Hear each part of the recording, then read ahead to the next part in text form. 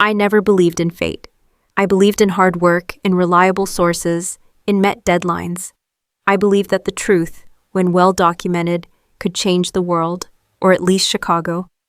At 28, I had built a solid reputation as an investigative journalist at the Tribune. My series on corruption in the Department of Public Works had led to the resignations of 3 high-ranking officials. I wasn't afraid to ask the tough questions or to follow trails others preferred to ignore. But that Friday night, alone in the apartment I shared with Claire, I was far from the determined journalist everyone knew.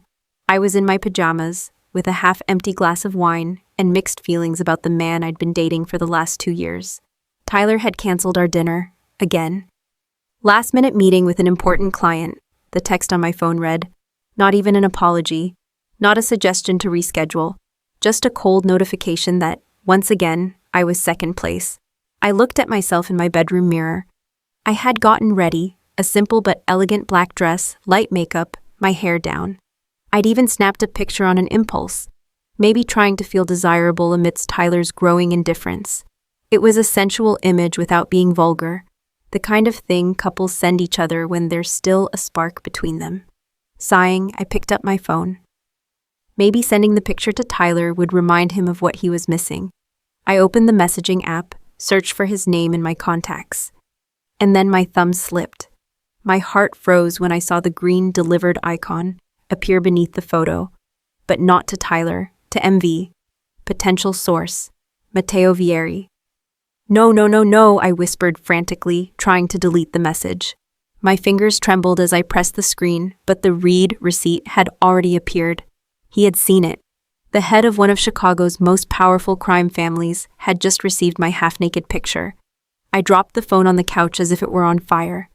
My journalist's brain kicked into calculated panic. Matteo Vieri wasn't just any name. He had taken over the family business only 3 months ago, after his father, Dominic Vieri, died of what the papers called natural causes, but everyone knew was anything but. I had been trying for months to get any information on the Vieri family. They were ghosts, operating in the shadows, controlling territories, businesses, politicians, but always through layers and layers of legitimate companies and untouchable intermediaries. Matteo's number had come from an anonymous source 3 weeks ago, along with a note, "If you want the truth about Chicago, start here." I had never called. I didn't have the courage, I didn't have a plan, and now I had sent him a practically intimate photo. "He's going to think I'm insane," I muttered, burying my face in my hands. Or worse, that I'm some kind of, a setup? I got up from the couch, pacing nervously, around the living room. Claire was working late at the law firm, which meant I was alone to process this monumental disaster. Maybe he'd just ignore it. Maybe he got weird messages all the time. Maybe. The phone buzzed. I stared at the screen as if it were a snake about to strike. Interesting number to have saved. Who is this? My stomach turned over. He had replied. Matteo Vieri, the man I was investigating, the man I had a 200-page research file on, and not a single clear photo of, had just texted me. I stared at the words on the screen, trying to decide what to do. Ignore? Block? Explain? My fingers typed before my brain could stop them. It was a mistake. I'm sorry, sent to the wrong contact. 3 dots indicating he was typing appeared immediately. They disappeared, appeared again. What kind of mistake? And you still haven't told me who you are? No one important, seriously. I apologize for the trouble. I shut off the screen and threw the phone back on the couch, my heart hammering. That was neutral enough, polite. He would forget about it. He had more important things to do than chase down random women who sent pictures by mistake. I decided a hot shower was exactly what I needed to forget this whole night. I turned on the water, waiting for it to warm up, trying not to think about Tyler, the canceled dinner, or Matteo Vieri, and the unseen eyes I imagined reading my pathetic texts. The hot water helped. I stood under the spray for a long time, washing my hair, letting the steam envelop everything. When I finally got out, wrapped in a towel, I felt a little more human. I slipped into my favorite cotton robe, the navy blue one with the deep pockets, and started towel drying my hair. That's when the doorbell rang.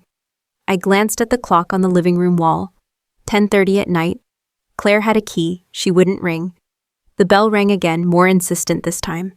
I approached the door cautiously, peering through the peephole. and my entire world tilted on its axis. On the other side stood a man I had never seen in person, but whom I recognized instantly from his posture, his presence, the way the dimly lit hallway seemed to bend around him. Gyul, maybe 6'3", with broad shoulders under a dark wool overcoat and a suit that probably cost more than 3 months of my rent. Perfectly combed back black hair, a strong jaw, sharp features that looked as if they were carved from Italian marble.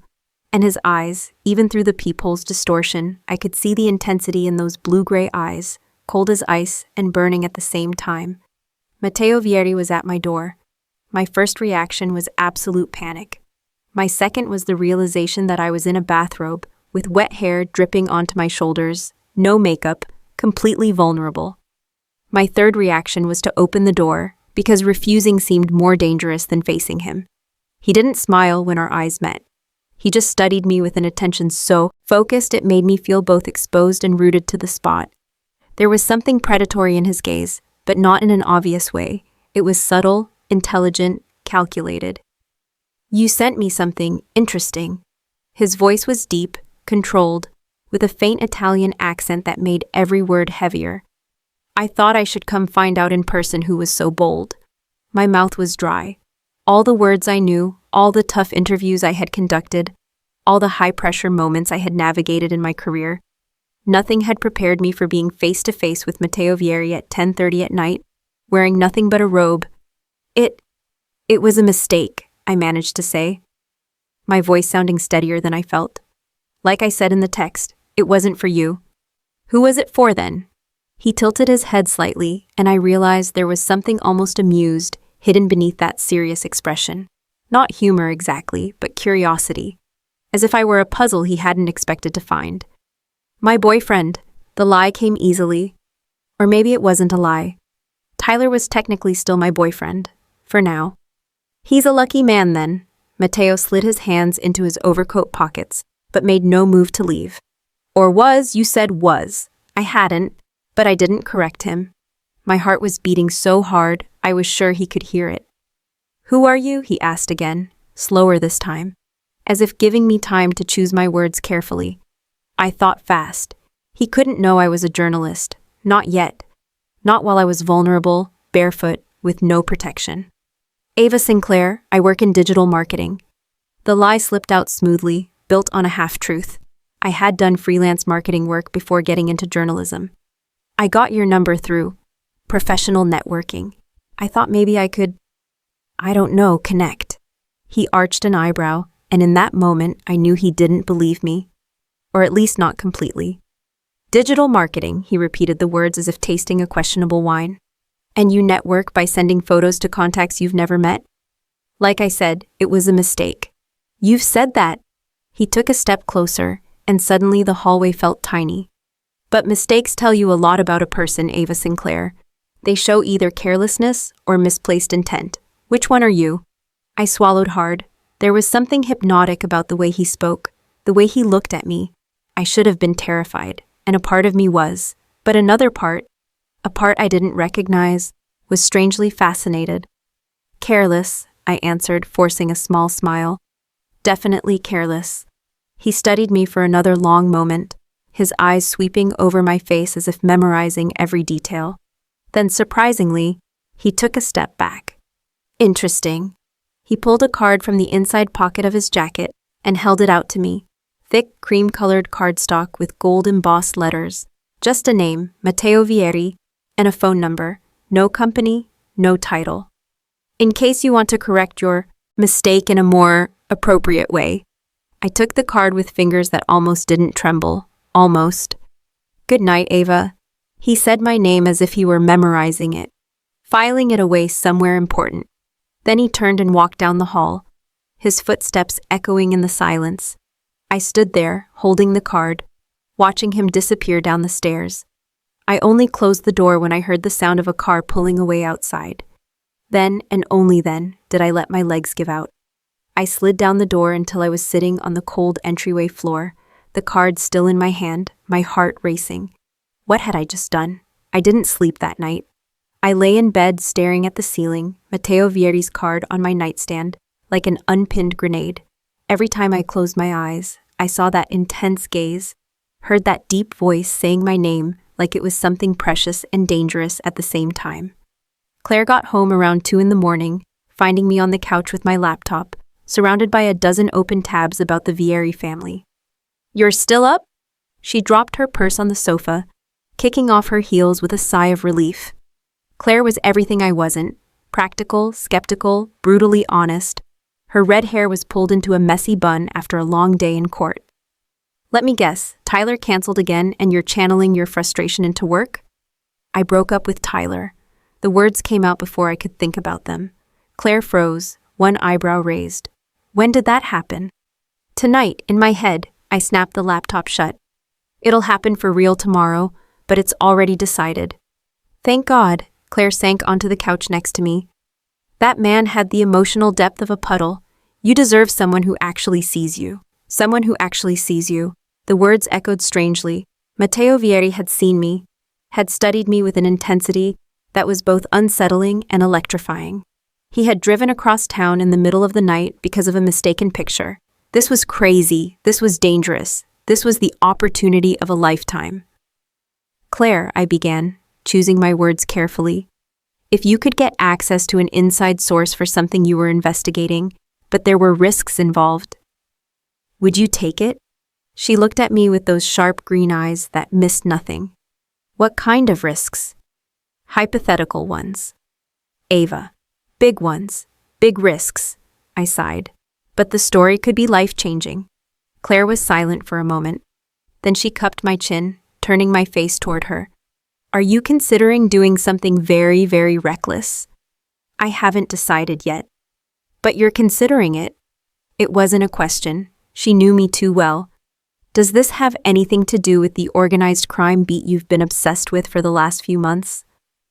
I didn't answer, which was answer enough. "Ava, these guys aren't corrupt politicians or unethical businessmen. They're dangerous.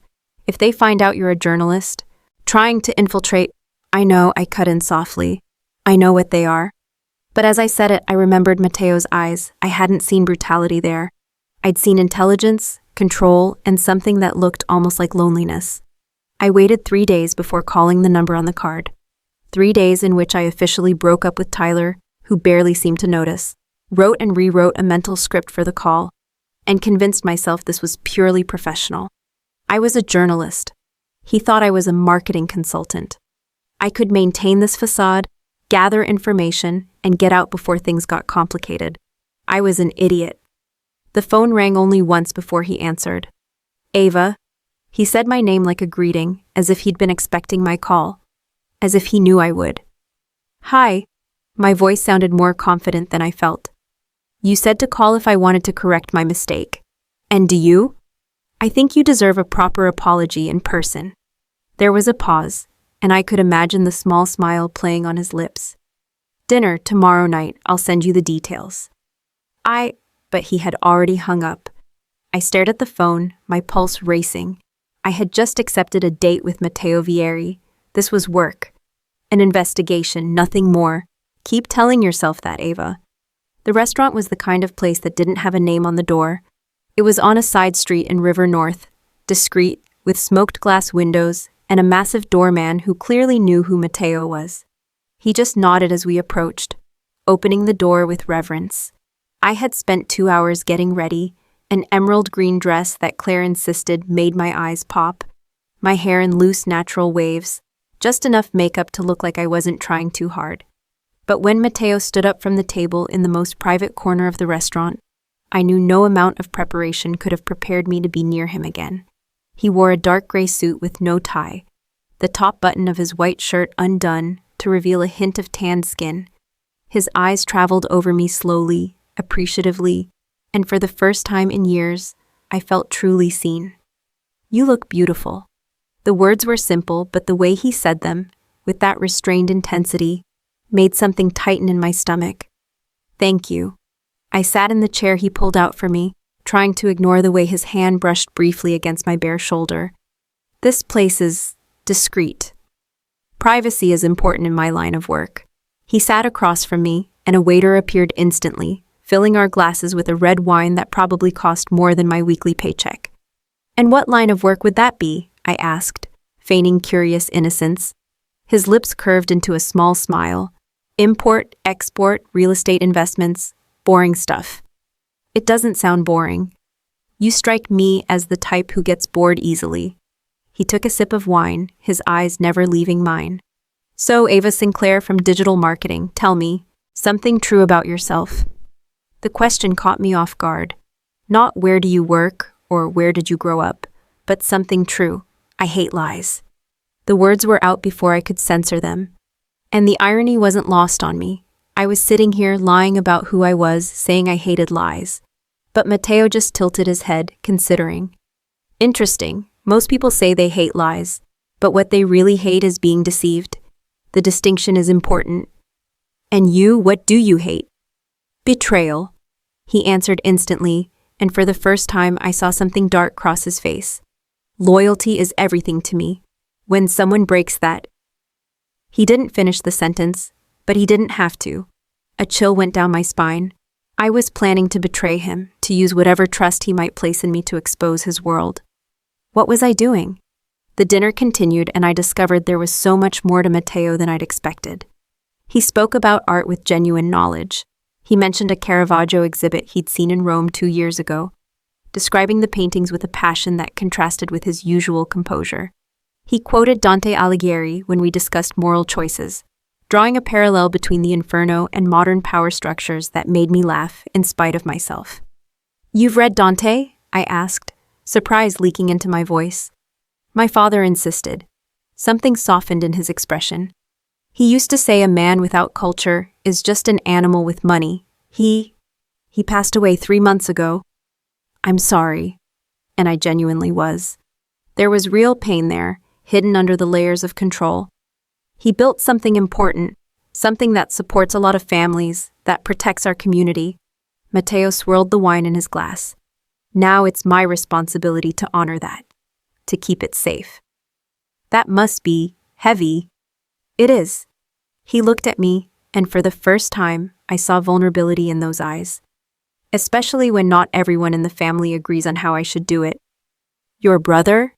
The words slipped out before I could stop them. I knew about Dante from my files, the ambitious younger brother known for being ruthless. Matteo went still. How do you know about my brother? Shit. You mentioned family, I recovered quickly. I just assumed you had siblings. Most people do. He studied me for a long moment, and I forced myself to hold his gaze, to not show the panic rising inside me. Finally, he relaxed slightly. Dante is complicated. He thinks I'm too sentimental. That business should just be business, with no code, no honor, only power and profit. And you don't agree? My father taught me that power without principle is tyranny, and tyranny doesn't last. He reached across the table, his fingers lightly brushing against mine. The electric current that shot through me from that simple touch was alarming. But enough about my family, I want to know more about you. What brought you to Chicago? I spent the next hour weaving half-truths. I told him about growing up in the suburbs of Boston, about my teacher mom and mechanic dad, about coming to Chicago for college and never leaving. I left out the part about the Northwestern School of Journalism, about my awards for investigative reporting, about the 200-page file on my laptop dedicated to destroying men like him. But the emotions? Those were real. The way I laughed at his dry observations about Chicago politics, the way my stomach fluttered when he looked at me like I was the only person in the restaurant, the way when his hand covered mine on the table, I didn't pull away. He drove me home that night in a silent, black car with a driver. We sat in the back, the city lights blurring past the windows, the silence between us charged with unspoken things. When we pulled up in front of my building, Matteo walked me to the door. "Can I see you again?" he asked, standing too close and not close enough at the same time. "Yes." The word came out without hesitation, without thought. He smiled, a real smile this time, one that completely transformed his face, making him almost devastatingly handsome. Then he leaned in, and my heart stopped, thinking he was going to kiss me. But he just pressed his lips to my forehead, a gesture surprisingly tender from a man with his reputation. "Good night, Ava." I watched the car pull away. My hand pressed to where he had kissed me, my heart hammering. Claire was right. I was doing something very, very reckless. And the worst part, I didn't care. The following weeks became a dangerous dance between two versions of myself. By day, I was Ava Sinclair, investigative journalist. I sat in my cubicle at the Tribune, writing safe articles about urban development and city budget disputes, while secretly compiling information on the Vieri family. My editor, Marcus, a 60-year-old man with gray hair and sharp instincts, started to notice my distraction. "Sinclair, are you onto something big?" he asked one Thursday afternoon, appearing beside my desk with that look that said he already knew the answer. Always. I quickly closed the window on my computer, where I'd been reading about real estate acquisitions by Vieri Holdings. Be careful, big stories are great. Stories that get you hurt are not. If only he knew. At night, I transformed. Elegant dresses replaced my work jeans. Matteo took me to places I never knew existed in Chicago.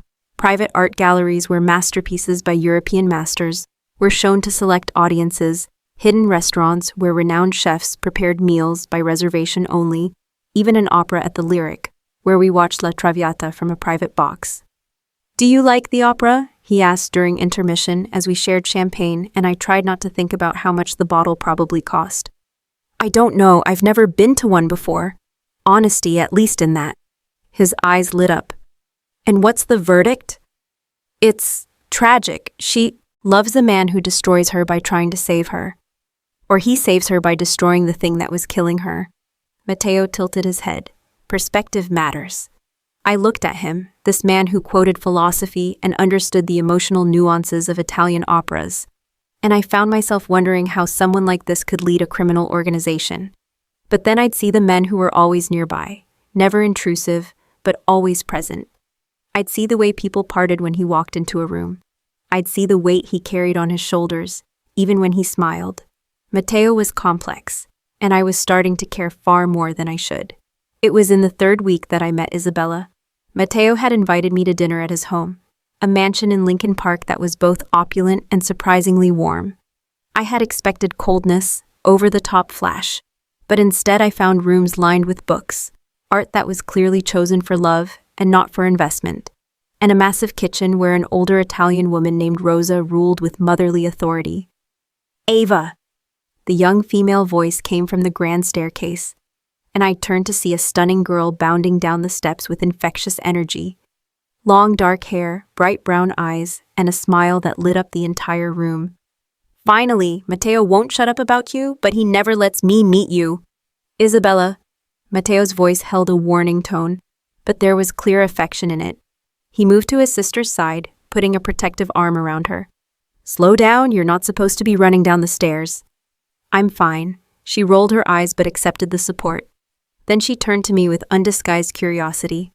"So you're the mystery woman who's been making my brother all smiley and distracted in meetings." "Bella." Matteo looked genuinely embarrassed, and something inside me melted at seeing this side of him. The three of us had dinner together, and I discovered that Isabella was smart, funny, and fiercely protective of her brother. She was studying fashion design online. "Because Matteo won't let me out much," she said with a mock pout, and dreamed of having her own clothing line one day. "You have to excuse my brother," Isabella told me when Matteo stepped out to take a call. "He worries too much. He thinks I'm made of glass." "He loves you," I said, watching through the window as Matteo spoke tensely on the phone in the garden. "It's obvious." "I know, and I know he carries so much. Ever since Dad died." Her voice softened. "Matteo took on everything, the family, the business, me. He never complains, but I see the weight. That's why I'm glad you're here. You make him happy in a way I haven't seen in a long time." Guilt twisted in my stomach. I was here under false pretenses, planning to expose the world that supported this sweet girl. What was I doing? When Matteo came back inside, his expression was shuttered, tense in a way I hadn't seen before. "Everything okay?" I asked quietly after Isabella had gone to the kitchen to help Rosa. "Dante." He rubbed his face, looking tired. "He's making moves without consulting me, shifting resources, making deals I didn't approve. He's testing the boundaries, seeing how far he can push before I push back." "Why would he do that?" Matteo looked at me for a long moment, as if deciding how much he could share. because he thinks he should be in my place. That I'm weak because I care about consequences, about a code. He sees compassion as a weakness. And what do you see? I see that power without principle destroys everything it touches. My father built something that lasted because people respected it, not just feared it. Dante doesn't understand the difference. I reached for his hand across the table, lacing my fingers through his. It was a small gesture, but the way his shoulders relaxed made my heart ache. Things shifted after that night. Matteo started to open up more, sharing pieces of his world that I knew he didn't show to many people. He told me about growing up torn between two lives, the loud Italian family dinners full of laughter and tradition, and the whispered conversations about territories and loyalties that happened afterward. About watching his father balance love for his family with the brutal realities of the world he commanded. He always said we were guardians, not kings, Matteo told me one night as we walked along Navy Pier under the starry sky. That our job was to protect our community, to look after the people who had no one else to stand up for them. When the legitimate systems fail, and they fail a lot of people, someone has to fill that void. What about the parts that aren't about protection? I asked gently. The parts that hurt people? He stopped, turning to face me. The wind off the lake tousled his hair, and for the first time, he looked vulnerable. I don't pretend my hands are clean, Ava. I've done things that haunt me, but I try so hard to minimize the damage, to choose the lesser evil, to find solutions that don't destroy innocent lives. That's why Dante and I clash. For him, the ends justify any means. For me, there have to be lines we don't cross, or we become monsters. I looked at him, this man who contained multitudes, brutality and gentleness, power and vulnerability, and I knew I was completely in love with him. And that terrified me. Claire saw the change in me. "You're glowing," she commented one Saturday morning as we had coffee in our apartment. "And you're also distracted, worried, guilty." She studied me over the rim of her mug. "Ava, what's going on?" "I'm in too deep," I admitted, my voice small. "With the source, with him." "Matteo Vieri?" It wasn't a question. Claire had done her own research after our talk weeks ago. "Ava, you need to get out, now, before it's too late." "I can't." "Because of the story?" "Because of him." The words tumbled out before I could stop them. "Claire, he's not what I expected. He's complicated. He's trying to do something different, something better than his father. And he has a sister who depends on him, and pressure from all sides, and you're falling for him," Claire interrupted, her voice gentle but firm. "Ava, honey, you understand that no matter how good he seems, no matter how real his feelings are, you've built this entire thing on a lie. When he finds out who you really are, and he will find out, it's going to destroy whatever you have." I know, tears burned my eyes, but I don't know how to stop. "I don't know if I want to," she took my hand. "Then you have to make a choice. End it now, before anyone gets hurt worse, or tell him the truth and face the consequences." Both options felt impossible. The decision was taken out of my hands a week later. Matteo took me away for a weekend in the mountains, a luxurious cabin tucked away near Galena, where the world felt very far away. It was 2 days of deep conversations by the fireplace, hikes along snow-dusted trails, and a simmering physical intimacy that never crossed the final line, but left us both trembling with restrained desire. On our last night, curled up on the couch together, Matteo gently cupped my face. "Ava, I need to tell you something." My heart stopped. He knows, somehow he knows. "I didn't plan for this, I wasn't looking for it, but you—" He paused, his blue-gray eyes intense on mine. "You make me want to be better. You make me believe I can turn what my father built into something we're not ashamed of. For the first time since he died, I don't feel like I'm carrying this weight alone." "Matteo?" My voice was choked. "I'm falling in love with you," he said simply. "And I know it's complicated, that my world is dangerous, but—" I kissed him before he could finish, pouring all the guilt, all the fear, all the terrible, impossible love I felt for him into the touch of our lips. He responded with equal intensity, his hands in my hair, my body pressed against his, and for the first time in weeks, I stopped thinking. I just felt. But when we broke apart, breathless, Reality came crashing back. I had to tell him. I had to confess before it was too late. Matteo, My phone buzzed insistently in my pocket. I tried to ignore it, but it buzzed again and again. Answer it, Matteo said gently. It could be important. It was Claire. A dozen texts, all urgent. AVA, call me now. Seriously, it's an emergency. Your editor knows, Marcus knows about you and Vieri. My blood ran cold. I looked at Matteo, at this man who had just confessed he was falling in love with me, and I knew that our perfect fragile world was about to shatter. I just didn't know it was going to be so much worse than I imagined.